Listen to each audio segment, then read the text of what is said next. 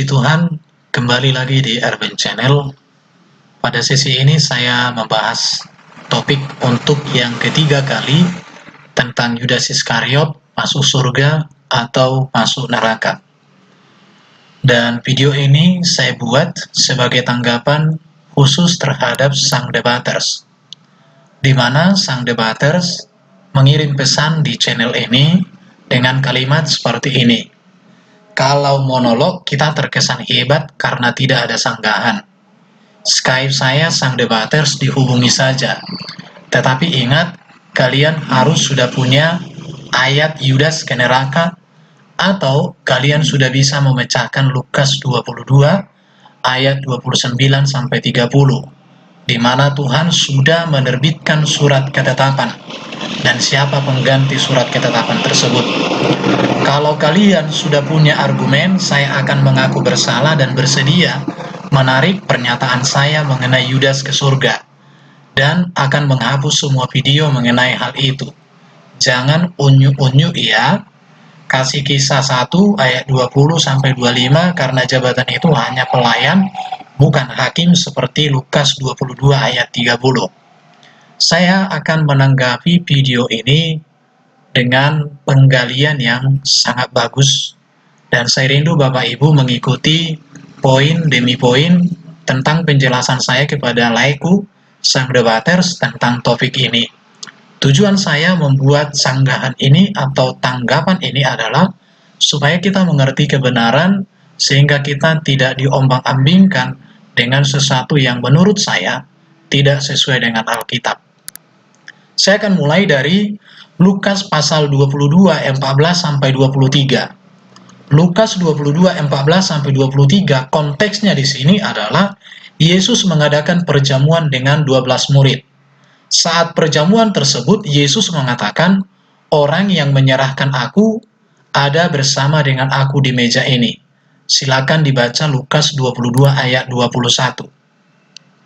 Berarti Yudas ada dalam peristiwa perjamuan bersama. Hal ini dikuatkan dengan pernyataan di dalam Injil Matius 26 ayat 20-25. Silakan Bapak Ibu baca. Jadi ketika perjamuan malam terakhir yang dibuat oleh Yesus bersama dengan murid-murid, Yudas ada di sana. Di situ. Saya akan tunjukkan di sini dalam Matius 26 ayat 20-21 dan 25 dikatakan, "Setelah hari malam, Yesus duduk makan bersama-sama dengan ke-12 murid itu." Jadi dalam perjamuan malam, Yesus bersama 12 murid. Tentu di sana ada Yudas. Dan ketika mereka sedang makan, ia berkata, "Aku berkata kepadamu, sesungguhnya seorang di antara kamu akan menyerahkan aku." Yudas yang hendak menyerahkan dia itu menjawab katanya, "Bukan aku ya Rabi." Kata Yesus kepadanya, "Engkau telah mengatakannya." Dari data ini kita melihat bahwa perjamuan malam yang dilakukan oleh Yesus, murid-muridnya 12 orang hadir semua termasuk Yudas. Tetapi konteks Lukas 22 ayat 24 sampai dengan 38 ini berbicara tentang adanya pertengkaran di antara murid tentang siapa yang terbesar, dan hal itu diluruskan oleh Yesus dengan memberi nasihat bahwa yang terbesar adalah pelayan untuk semua. Pertengkaran ini terjadi setelah perjamuan selesai. Perhatikan. Lukas 22 ayat 24-38 ada pertengkaran di antara murid-murid. Dan ketika murid-murid bertengkar siapa yang terbesar di antara mereka, Yesus meluruskan. Dan pertengkaran murid-murid dan pernyataan Yesus di dalam ayat 24-38 ini setelah ayat 14-23. Jadi ayat 14-23 dengan 24-38 konteksnya berbeda. Di mana pertengkaran murid-murid setelah perjamuan selesai. Di situ. Dalam meredakan pertengkaran itu, Yesus memberikan nasihat, yaitu, "Kamulah yang tetap tinggal bersama-sama dengan aku dalam segala pencobaan yang kualami, dan aku menentukan hak-hak kerajaan bagi kamu, sama seperti Bapakku menentukannya bagiku. bahwa kamu akan makan dan minum semeja dengan aku dalam kerajaanku, dan kamu akan duduk di atas tahta untuk menghakimi ke-12 suku Israel. Sang debaters mengatakan bahwa pernyataan ini atau ketetapan Yesus ini disampaikan kepada 12 murid. Tetapi dari sini saya menggali dan muncul pertanyaan, apakah Yudas terlibat dalam percakapan tersebut? Percakapan yang terjadi di dalam 24-38. Apakah Yudas terlibat di dalam percakapan ini? Apakah Yudas ada bersama dengan murid-murid di dalam ayat 28-38? Jika Yudas ada di dalam percakapan, maka tentu ayat yang ditanyakan oleh sang debaters untuk saya bantah berlaku atas Yudas. Tetapi jika Yudas tidak ada di tengah-tengah pertengkaran ini atau setelah perjamuan selesai, maka apa yang dikatakan oleh Yesus di dalam ayat 28-30 tidak berlaku untuk Yudas kalau Yudas tidak ada. Mengapa? Karena di sini dikatakan kamu yang tetap tinggal bersama-sama dengan aku. Apakah Yudas terlibat dalam percakapan tersebut? Apakah Yudas ada bersama-sama dengan Yesus dan murid-murid ketika terjadi pertengkaran dan Yesus memberikan solusi yang terbesar adalah pelayan, baru Yesus membuat sebuah ketetapan? Apakah Yudas di sana? Saya setuju dengan sang debaters, kalau Yudas ada di dalam pertengkaran ini atau Yudas ada di dalam konteks 24-38, maka Yudas ambil bagian di dalam janji Yesus di dalam ayat 28-30 ini. Tetapi saya menemukan bukti dalam Yohanes pasal 13 ayat 30-31 dengan jelas memberikan data bahwa Yudas tidak ikut bercakap-cakap bersama-sama dengan Yesus dan murid-murid. Jadi di dalam percakapan ini, di dalam ayat 24-38 ini, Yudas tidak termasuk di dalamnya. Kenapa? Karena dikatakan di dalam Yohanes 13 ayat 30, perhatikan. Yudas menerima roti itu, lalu segera pergi. Sedangkan Yesus mengadakan perjamuan dengan murid-murid ayat 14-23. Sedangkan pertengkaran para murid tentang siapa yang paling besar itu terjadi setelah perjamuan itu selesai. Sedangkan Yudas, perjamuan itu pun tidak diselesaikan. Mengapa? Karena dikatakan di dalam Yohanes 13 ayat 30 di sini, Yudas menerima roti itu lalu segera pergi. Pada waktu itu hari sudah malam. Sesudah Yudas pergi, berkatalah Yesus. Perhatikan. Sesudah Yudas pergi, berkatalah Yesus, sekarang anak manusia dipermuliakan dan Allah dipermuliakan di dalam dia. Jadi konteks ayat 24-38 tidak ada lagi keterlibatan Yudas di sini. Karena Yudas ketika menerima perjamuan atau menerima roti dari Yesus, dia segera pergi, tidak menyelesaikan perjamuan itu. Sedangkan Yesus menyampaikan apa yang di dalam Lukas 22 ayat 28-30 ini setelah Yudas pergi. Sangat jelas ya. Jadi sesudah Yesus pergi, berkatalah Yesus. Oke, kita lihat lagi. Jadi berdasarkan teks Yohanes 12 ayat 30-32 tersebut, ada dua data penting. Yang pertama, saat menerima roti dari Yesus, Yudas langsung segera pergi. Ia tidak menyelesaikan makan bersama dengan Yesus dan murid-muridnya. Jadi Yudas tidak ada bersama Yesus dan murid-murid ketika Yesus mengucapkan apa yang dijanjikan di dalam Lukas 22 ayat 28 sampai dengan ayat 30. Yang kedua, kita lihat di dalam Yohanes 13 ini, sesudah Yudas pergi, Yesus kemudian berkata, sekarang anak manusia akan dipermuliakan. Dari data ini maka kelihatan bahwa Yudas sudah meninggalkan perjamuan sebelum selesai. Sedangkan pernyataan Yesus di dalam Lukas 22-24-38 terjadi setelah perjamuan selesai. Saya pikir Bapak Ibu sangat jelas ya. Saya akan tunjukkan lagi, saya ulangi sedikit. Lukas 22 ayat 34 sampai 38 ada pertengkaran di antara murid tentang siapa yang terbesar. Dan ini terjadi setelah perjamuan selesai. Dalam meredakan pertengkaran itu, Yesus memberikan nasihat. Nasihatnya, kamu yang tetap tinggal bersama dengan aku dalam segala pencobaan yang kualami. Di sini ada kata kamulah. Kamulah ini ditujukan kepada orang yang ada di depannya. Kalau dia berarti jauh atau orang lain, tetapi kamu menunjuk kepada orang yang ada di hadapannya. Kamu yang tetap tinggal, berarti ada yang tidak tinggal. Siapa? Yudas. Karena di dalam Yohanes 13 tadi, Yudas begitu menerima roti, dia langsung pergi. Jadi jelas tidak ada di sini ya. Oke, saya tunjukkan lagi. Jadi dalam Yohanes pasal 13 itu, saya sudah jelaskan ini. Yudas menerima roti langsung segera pergi, dan sesudah Yudas pergi berkatalah Yesus. Maka berdasarkan teks ini, tidak tepat bahwa di dalam Lukas 22 ayat 28-30 ini tidak lagi termasuk di dalamnya ada Yudas. Kata kamu di sini tidak ada lagi nama Yudas di sini. Karena di sini diulang itu ada kata kamu, kamulah yang tetap tinggal bersama dengan aku dalam segala pencobaan yang kualami. Dan aku menentukan hak kerajaan bagi kamu, sama seperti Bapakku menentukannya bagiku, bahwa kamu, ada tiga ini, akan minum semeja dengan aku dalam kerajaanku, dan kamu 4, akan duduk di atas tahta untuk menghakimi ke-12 suku Israel. Duduk di atas tahta menghakimi 12 suku Israel. Tidak disebutkan di sini 12 tahta, tetapi duduk di atas tahta untuk menghakimi 12 suku Israel. Saya berpikir 11 tahta untuk murid-murid, ya 1 tahta untuk Yesus bisa saja. Atau 11 tahta untuk 11 murid, yang 1 tahta lagi untuk Matias yang sudah menggantikan di Kisah Rasul, bisa saja. Tetapi yang jelas di sini Yudas tidak ada lagi.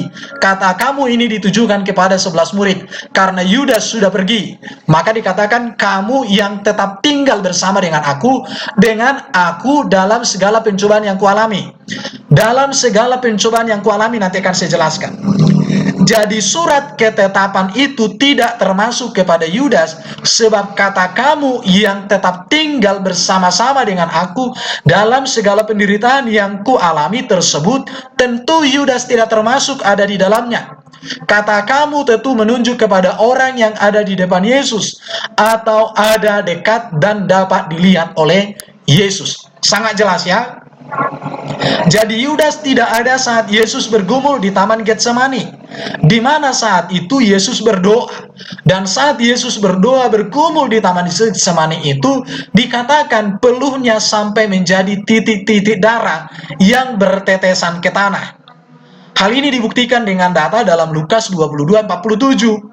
Ya, jadi ketika Yesus bergumul dalam pencobaan yang dialami dia itu, maka dikatakan, jika Bapa mau biarlah ini berlalu, tetapi bukan kehendakku yang jadi. Dan saat itu Yesus berdoa sampai peluhnya menjadi titik-titik seperti darah yang bertetesan ke tanah. Yudas tidak ada lagi di situ, tetapi yang ada bersama dengan Yesus hanya 11 murid. Hal ini dibuktikan dengan data dalam Lukas 22:47 bahwa Yudas ada bersama dengan rombongan yang datang menangkap Yesus. Mari kita lihat.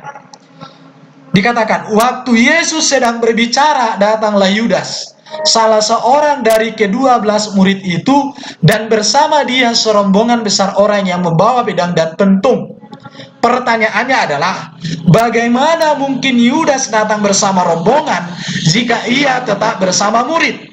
Baru di dalam Yohanes 13 ayat 30-31 Yudas sudah pergi. Jadi sinkron banget ya. Dengan ia datang bersama tentara, maka terbukti ia meninggalkan kelompok murid-murid. Maka saya katakan di dalam Lukas 22:24-38, Yudas tidak termasuk di dalamnya. Yudas sudah mengundurkan diri ketika Yudas menerima roti. Saya katakan Yudas belum sempat memakan roti. Begitu diterima roti itu segera pergi, lari. Entah kemana dia, pergi bersekongkol untuk menyerahkan Yesus. Dalam Lukas 27 ayat 3-5 dikatakan, Yudas sudah bunuh diri sebelum Yesus disalibkan. Padahal waktu itu Yesus baru menerima vonis, namun belum dieksekusi. Jadi kamulah yang tetap tinggal bersama dengan aku dalam segala pencobaan yang kualami, akan menerima menjadi menghakimi kedua belas suku Israel. Hanya kamu itu tidak termasuk Yudas di dalamnya. Saya pikir penjelasan ini sangat jelas. Jadi live sang debater saya tidak perlu melalui Skype-nya, nggak apa-apa. Tapi saya menjelaskan melalui layar seperti ini supaya kelihatan rangkaiannya. Karena kalau ngomong nanti nggak bisa ditunjukkan. Tapi kalau seperti ini jelas. Karena layarnya ini saya buat ayat-ayat semua dan saya jelaskan kronologinya. Dan saya pikir ini sangat jelas sekali. Oke, sekarang saya akan tanggapi Kisah Rasul 20 ayat 25 dalam kaitan dengan Lukas 22 ayat 30. Di dalam Lukas 22 ayat 30 memakai kata menghakimi dan memerintah. Dalam Kisah Rasul pasal 1 ayat 20-25 memakai kata jabatan pelayan, yaitu kerasulan. Saya mau sampaikan kepada kita semua dan kepada laikus sang debaters, Injil Lukas dan kitab Kisah Para Rasul ditulis oleh orang yang sama. Ingat ya, jadi Injil Lukas dan Kisah Para Rasul ditulis oleh Lukas, orang yang sama. Oleh karena itu, kerangka berpikir penulis tentu satu, yaitu bahwa jabatan kerasulan tentu sudah satu dengan seluruh berkat kerasulan itu sendiri, atau apapun yang berkaitan dengan kerasulan itu. Karena penulis Injil Lukas dan Kisah Rasul ini satu, dan ditujukan kepada orang yang sama, yaitu kepada orang-orang yang terkasih, yang dikasihi Tuhan, Theophilus, Theos dan Filio. Theos itu artinya orang yang dikasihi oleh Tuhan. Jadi karena alamatnya kepada orang yang sama, dituliskan orang yang sama, maka tentu apa yang terkandung di dalam Injil Lukas dengan Kisah Rasul berada dalam kerangka berpikir penulis yang satu. Jadi tidak bertentangan. Jadi jabatan pelayanan sudah include di dalamnya menghakimi dan memerintah itu sendiri. Karena penulis Injil Lukas dan dan Kisah Para Rasul adalah orang yang sama. Oke. Sebagai penutup saya mau sampaikan kepada sang debaters dan kepada kita semua. Sepanjang saya membaca Alkitab, Yudas disebut pencuri, iblis, kerasukan setan, tidak bersih, mengangkat tumit kepada Yesus, pengkhianat, bunuh diri, celaka, digantikan posisi kerasulannya, dan seterusnya. Begitu banyak kata yang sangat jelas menunjukkan bahwa Yudas ini seorang yang tidak beres. Saya belum menemukan ada satu kalimat yang baik tentang Yudas dalam Alkitab. Kalaupun disebut murid Yesus Yudas yang mengkhianatinya, selalu ada kata mengkhianatinya. Mungkin hanya Lai saja yang mengatakan Yudas baik dan orang lain yang sesat pikir memahami Alkitab. Baru Lai mengatakan Yudas menyesal. Saya menggali dari teks Yunani, kata menyesal di situ memakai kata metamelomai. Dapat diartikan ini berubah pikiran. Kata ini bukan sebuah penyesalan yang sungguh, tidak sampai kepada pertobatan yang sesungguhnya. Jika Yudas benar menyesal dan bertobat dalam arti bertobat, maka seharusnya dituliskan kata metanoia. Sebab kata metanoia ini artinya bertobat, berbalik, kembali kepada kebenaran. Tetapi kalau metamelomai, ini masih sekedar hanya penyesalan yang tak ada arti. Ya, ada satu lagi kata yang mirip dengan kata tersebut, yaitu metanoeo, yang artinya di atas kata metamelomai, namun di bawah kata metanoia.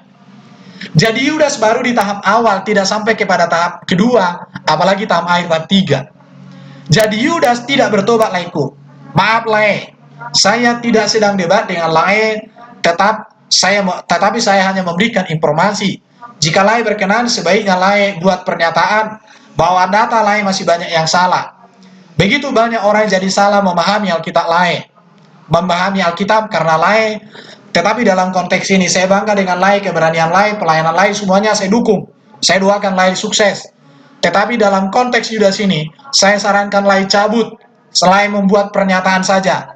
Ya, saya sudah jelaskan di sini Laiku, ya. Masih banyak yang bisa kita gali Laiku tentang kata demi kata, tentang Yudas dari teks Yunaninya.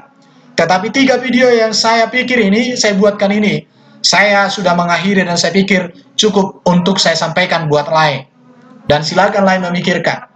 Jadi tantangan Lai untuk membahas Lukas 22 ayat 28-30, saya sudah bedah di sini dengan bagus.